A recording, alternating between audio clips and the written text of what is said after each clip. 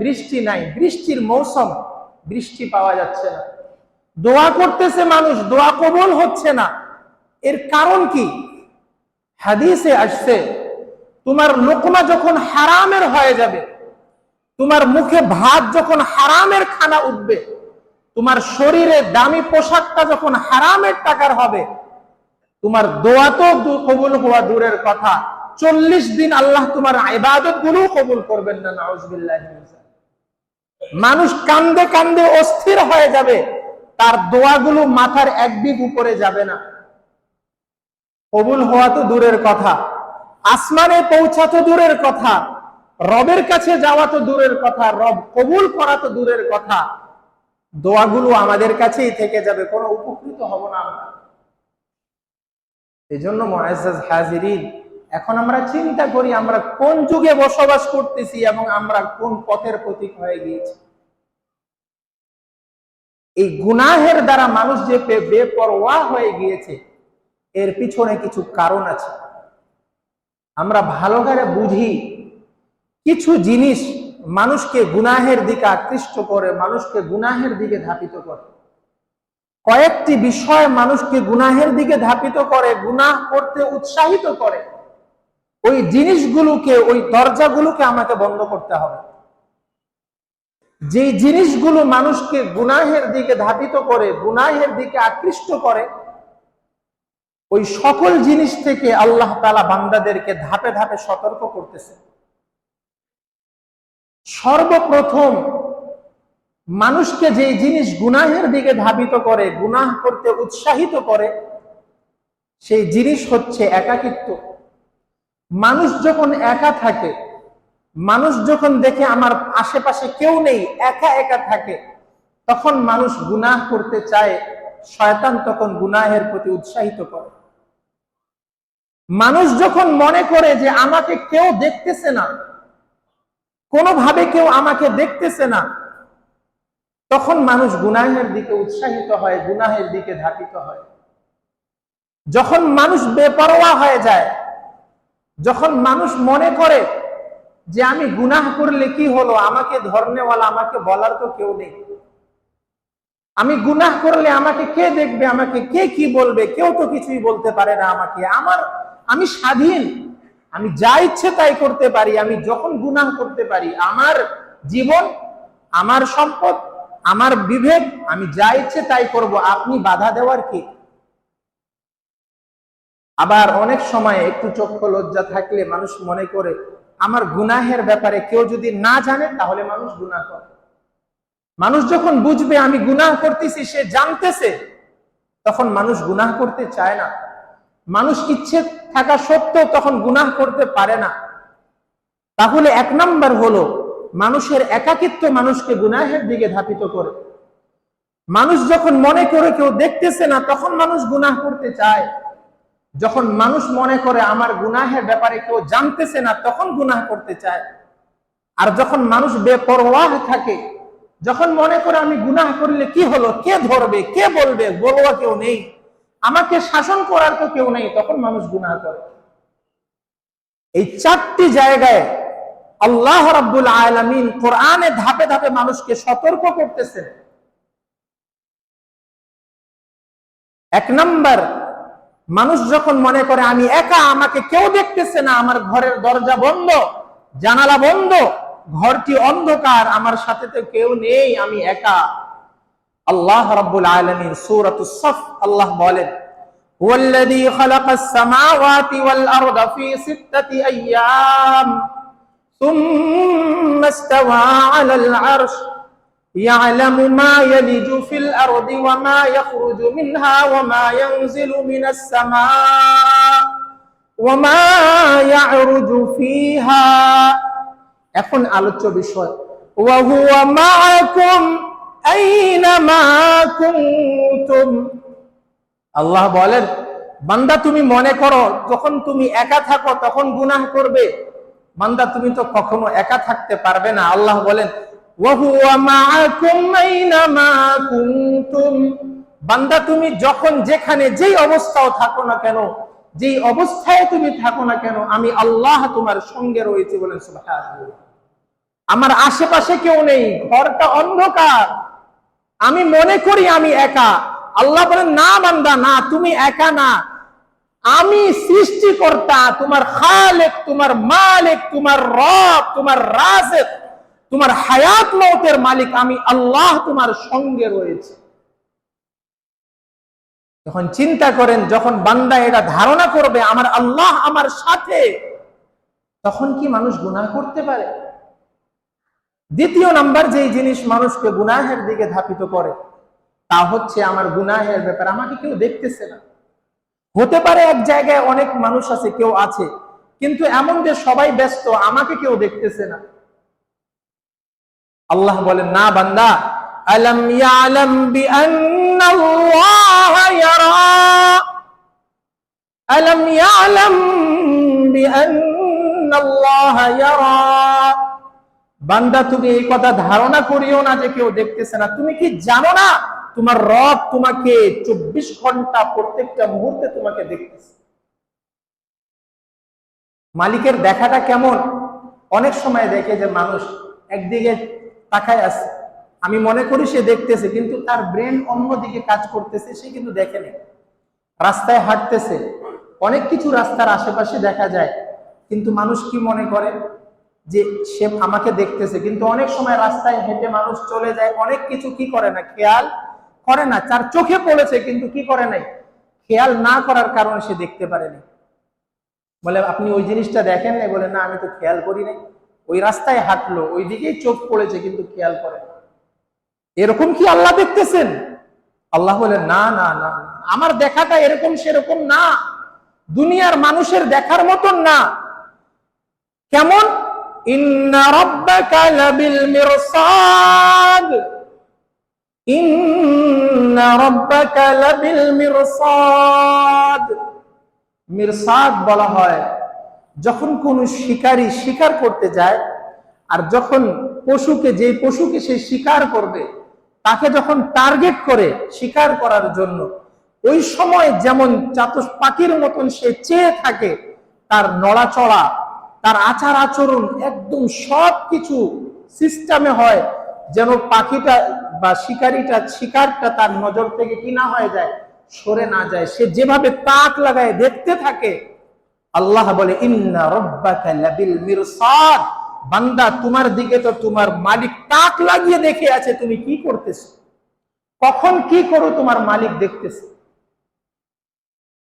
বান্দা যখন মনে করে আমি গুনাহ করব, আমার ব্যাপারে তো কেউ জানতেছে না, মানুষ তো আর জানে না যে আমি গুনাহ করতেছি, আমি তো ভালোই আছি, মানুষ তো আমাকে ভালো মনে করে, মানুষ তো আমাকে মুত্তাকি পরহেজগার মনে করতেছে, আমি যে অগোচরে গুনাহ করতেছি, আমি যে লুকাই লুকাই গুনাহ করতেছি, মানুষ তো আমার গুনাহের ব্যাপারে জানতেছে না, আমি মনে করতেছি। আল্লাহ বলে, বান্দা, মানুষ জানুক আর না জানুক, আমি আল্লাহ রাব্বুল আলামিন তোমার গুনাহের ব্যাপারে, তোমার অবস্থার ব্যাপারে এমন জানা জানি। ইয়ালামু খাইনাতাল আ'য়ুনি ওয়া মা তুখফিস সুদূর, ইন্নাহু আলিমুম বিযাতিস সুদূর। আমি তো আল্লাহ তোমার ব্যাপারে এমন জানা জানি, যেটা করবা সেটা তো পরের কথা, তুমি যেটা চোখের কোণা দিয়ে যে জিনিসটা করো, চোখের ইশারা ইঙ্গিতে যে অন্যরা বুঝে না, এই ইঙ্গিতটাও তোমার রব বুঝে। তোমার দিলের ভিতরে যে জিনিসগুলা লুকায়িত রয়েছে, এই জিনিসগুলোর ব্যাপারেও জানে কে? আওয়াজ করে বলেন, কে? আল্লাহ বলতেছে, বান্দা, তুমি মনে করবা তোমার গুনাহের ব্যাপারে কেউ জানতেছে না, আমি আল্লাহ কিন্তু তোমার গুনাহের ব্যাপারে কি করতেছো, কি করবা, কখন করবা, কিভাবে করবা, সব আমি আল্লাহ তাআলা জানি। আবার মানুষ যখন নির্লজ্জ হয়ে যায়, গুনাহ করতে তার ডোন্ট কেয়ার, কোনো পরোয়া করে না। অনেক সমাজে এমন মানুষ বসবাস করে যে বড়দের বড় ছোট, এমনকি তার বাবা মারও পরোয়া না, সে গুনাহ করতে কাউকে পরোয়া করে না, বড়দেরকেও পরোয়া করে না, ছোটদেরকেও কিছু মনে করে না, তার গুনাহ করে যাচ্ছে, তার মতন সেই কাজ করে যাচ্ছে। তার বদ অভ্যাসগুলোকে সে করতেছে, সেগুলোকে কিছুই মনে করতেছে না। বিশেষ করে আমাদের যুবক ভাইয়েরা মনে করে রাস্তায় রাস্তায় বসে জুয়া খেলবে, কোনো পরোয়া নেই। মুরব্বী আসতেছে না কে আসতেছে রাস্তা থেকে, সে রাস্তার জায়গায় জায়গায় বসে সে মোবাইলে গেম খেলতেছে, জুয়া খেলতেছে, তার জীবনটা নষ্ট করতেছে। মাদকে আসক্ত হয়ে যাচ্ছে, সে কোথায় কি খাচ্ছে, সে নেশা করতেছে নাকি, কে দেখতেছে, কোথায় দেখতেছে, কার কোনো পরোয়া নেই। আগে অগোচরে করতো, লুকায় লুকায় করতো, এক সময় করতে করতে তার নেশার কারণে, তার গুনাহের কারণে এমন নির্লজ্জ হয়েছে, তার আকলে এমন পর্দা পড়ে গিয়েছে, সে এখন প্রকাশ্যে গুনাহ করতে পরোয়া করে না। সে এখন মুরব্বি দেখে কিছু পরোয়া করে না, তার সমাজের লোকদেরকে পরোয়া করে না। আমার টাকা দিয়ে আমি নেশা করব, আমি গুনাহ করব, তোমার কি, বলবার কেউ নেই। আল্লাহ বলেন, তুমি বলতেছো বলবা কেউ নেই, দেখার কেউ নেই। ইন্না আখযাহু আলীমুন শাদীদ, ইন্না বাতশা রাব্বিকা লাশাদীদ। আল্লাহ বলেন, তুমি মনে করতেছো পরোয়া করবা না, তুমি কারো পরোয়া করবা না, তোমার মালিক যখন ধরবে, ইন্না আখযাহু, মালিকের ধরাটা কেমন, আলীমুন শাদীদ, কঠিন আযাবের মধ্যে তুমি লিপ্ত হয়ে যাবা। ইন্না বাতশা রাব্বিকা লাশাদীদ, রবের ধরাটা এত কঠিন, মালিক যখন ধরবে, পৃথিবীতে কেন কায়নাতে কেউ আর বাঁচাইতে পারবে না। উলামায়ে কেরাম বলেন, রবের ধরাটা কেমন? রব তো ছাড় দিচ্ছেন, কেন? আল্লাহ বলেছেন, ওয়ামা আসাবাকুম মিন মুসিবাতিন, তোমার কিছু গুনাহের কারণে তো আমি দুনিয়াতে ধরি, ওয়া ইয়াফু আন কাসীর, বেশিরভাগ তো আমি ছেড়ে দিয়েছি, এখন ধরবো না, আখিরাতে হিসাব নিয়ে নিব। মালিক বলতেছে আখিরাতে হিসাব নিয়ে নিব, তখন কি করবা? এজন্য বলে, যখন নদীর মধ্যে, পুকুরের মধ্যে মাছ যখন পুকুরে চলে, আর উপরে যখন বাজ পাখি মাছ শিকার করার জন্য উপরে ঘুরে, সে কিন্তু বেশি হরকত করে না, বেশি নাড়াচাড়া করে না, একদম স্থির ভাবে উপরে চিল বাজ পাখি ঘুরতেছে। আর মাছ মনে করে একটু মুখ দিয়ে বাইর করে বুলবুলি ছাড়ে, মাছ মনে করে দেখে না পাখিটা যে শিকার করবে, ওই শিকারী পাখিটা নিজ গতিতে স্থির ভাবে ঘুরতেছে, তার ডানাও নড়ে না, তার কোনো ফলফলানি নাই, কিছুই নেই। মাছ মনে করে যে এ তো বোকা। একটু পরে মাছ লেজ বের করে পানির উপরে একটু নাড়াচাড়া দিয়ে আবার ঢুকে, দেখে না এ পাখির তো কোনো খবর নেই, বেপরোয়া মনে হয়, এ তো ধরতে পারবে না আমাকে। একটু পরে পিঠের কাঁটা বের করে আস্তে আস্তে উপরের দিকে পানিতে হালকা হালকা উপরে আসে। এরপরেও মাছ দেখে উপরে যে না, ওই পাখি তো নিজ গতিতেই ঘুরতেছে, তার কোনো গতি পরিবর্তন হয় না। এক পর্যায়ে মাছ নিশ্চিত হয়ে, এখন সে নিরাপদ মনে করে পানির উপরে সুন্দর করে সে চলাফেরা শুরু করে, বেপরোয়া হয়। এই সময়ে যখন উপর থেকে বাজ পাখি আর পাখিগুলো, যখন শিকারী পাখিগুলো মাছকে আসে, যখন পিঠ থেকে ছাবা দিয়ে ধরে, এখন মাছ ছটপট করতে করতে তার প্রাণ চলে যাবে, পাখির ধরা থেকে আর সে বের হতে পারে না। মালিক বলেন, বান্দা তোমার 20 বছর গুনাহ করেছো, ছেড়ে দিয়ে 30 বছর হয়ে গেল, ছেড়ে দিলাম, 40-50 বছর হয়ে গেল গুনাহের মধ্যে লিপ্ত, আমি ছেড়ে দিয়েছি, মনে করব না আমি ছাড় দিয়েছি, ছেড়ে দেই নাই। মালিকের পক্ষ থেকে ছাড়, আমি একটা গুনাহ করলাম, আরেকটা গুনাহের সুযোগ পাচ্ছি, একটা ভুল করেছি, আরেকটা ভুলের সুযোগ পাচ্ছি, আমি মনে করলাম যে আমি তো স্বাধীন, আমাকে কেউ দেখতেছে না, গুনাহের রাস্তা খুলতেছে, তার মানে রবের ধরাটা তোমার জন্য আরো কঠিন হয়ে যাচ্ছে। যেদিন আল্লাহ ধরবেন, ইন্না বাতশা রাব্বিকা লাশাদীদ, আর ছাড় পাওয়ার কোনো সুযোগ থাকবে না, পিছনে যাওয়ার কোনো সুযোগ থাকবে না, কেউ তোমাকে সহযোগিতাও করতে পারবে না, কেউ বাঁচাইতেও পারবে না। তো 4 ধরনের রাস্তা দিয়ে যখন মানুষ গুনাহের দিকে উৎসাহিত হয়, গুনাহের দিকে ধাপিত হয়, আল্লাহ ওই 4টা রাস্তা দিয়েই মানুষকে বুঝাই দিচ্ছেন যে বান্দা, তুমি একা একা মনে করলা, আমি একা, তুমি একা না, তোমাকে কেউ দেখতেছে না, তাও ভুল। বান্দা তুমি মনে করবা যে তোমার ব্যাপারে কেউ জানে না, তাও ভুল। বান্দা তোমার গুনাহের পরে কেউ ধরবে না, এটাও ভুল। এজন্য মুআজ্জাজ হাজিরিন, এর পরেও রব শুধু এমনিতেই ছাড়ে দেন নাই, আবার এই সব বুঝানোর পরেও প্রত্যেক সময় আল্লাহ আমি একা গুনাহ করতেছি, ওই সময় রব আমাকে ডাক দিচ্ছেন। কিভাবে ডাক দিচ্ছেন? ইয়া আইয়ুহাল ইনসানু মা গাররাকা বিরাব্বিকাল কারীম, ইয়া আইয়ুহাল ইনসান মা গাররাকা বিরাব্বিকাল কারীম। আল্লাহ বলেন, হে আমার বান্দা, হে মানুষ, মা গাররাকা বিরাব্বিকাল কারীম, ওই করিম রব, রবের থেকে, যে রব না চাইতেই তোমাকে সব দিয়ে দিয়েছে, ওই রব থেকে তোমাকে কে দূরে সরাই দিয়েছে? পৃথিবীতে বলেন তো, একজন মখলুকের মধ্যে, সৃষ্টিকুলের মধ্যে একজন মানুষকে সবচেয়ে বেশি কে তাকে ভালোবাসে? পৃথিবীর মধ্যে কাউকে যদি জিজ্ঞেস করা হয় আপনাকে সবচেয়ে বেশি ভালোবাসে কে, সবার কথা হবে আমার মা আমাকে সবচেয়ে বেশি ভালোবাসে। মা সন্তানকে সবচেয়ে বেশি মায়া করে। মায়ের মায়ার ব্যাপারে আল্লাহ রাসূলও তার অধিকারটা বাড়িয়ে দিয়েছেন, এবং বাহ্যিক ভাবে উলামায়ে কেরাম বলেন যে বাবাও সন্তানকে মহব্বত করে, ভালোবাসে, মাও সন্তানকে ভালোবাসে, কিন্তু বাবা আর সন্তান, মা আর বাবার সন্তানের প্রতি ভালোবাসার মধ্যে কেমন পার্থক্য? সন্তান যদি বাবা মার জীবদ্দশায় মারা যায়, বাবা তার লাশকে গোসল করিয়ে, বাবা সন্তানের লাশকে কাফন দিয়ে তাকে কবরস্থানে নিয়ে যায়, কবরে দাফন করে, কবরে নামায়া তারপরে বাবা উঠে আসবে। ভালোবাসা যদিও রয়েছে, কিন্তু মায়ের ব্যাপারে উলামায়ে কেরাম বলেন মায়ের ভালোবাসার উদাহরণ এমন যে ওই মা যদি সন্তানকে কবরস্থ করার জন্য কবরে নেমে যায়, কোন পৃথিবীর মা সুস্থভাবে ওই কবর থেকে আর উঠতে পারবে না, বরং মুর্দা হয়ে বাপ নিজের সন্তানের সাথে কবরে পড়ে যাবে। এই ভালোবাসা, যে মা তার সন্তানকে কবরে ফালায় উঠতে পারবে না, এই ভালোবাসা বলেন তো মায়ের অন্তরে কি জন্য আসলো, কি কারণে আসলো? মা কি আমার চোখ আমার মা বানিয়ে দিয়েছে? উত্তর করেন আমাকে। মা চোখ বানিয়ে দিয়েছে? আমার ঠোঁট আমার মা বানিয়ে দিয়েছে? আমার চেহারা এত সুন্দর আমার মা বানিয়েছে? আমার দুটি হাত কি আমার মা বানিয়েছে? আমার পা আমার মা বানিয়েছে? আমার চেহারা, আমার মাথা থেকে পা পর্যন্ত এত সুন্দর কি আমার মা আমাকে বানিয়েছে? না। তাহলে মা এত ভালোবাসে কেন?